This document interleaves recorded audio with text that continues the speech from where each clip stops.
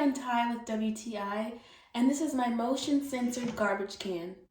I purchased this trash bin because I wanted a nice trash can to go inside of my guest bathroom.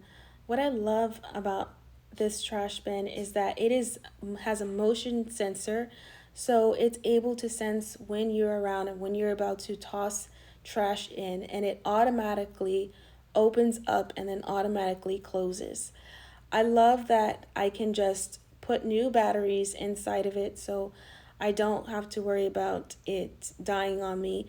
I love the shape, the black mateness of it. I think that it looks very sleek and modern, and I love the ease of how I can just wipe it out when it's dirty, or if it gets dirty, it's easy to clean.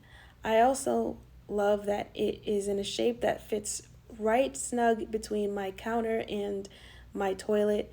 So it's the perfect size for a bathroom.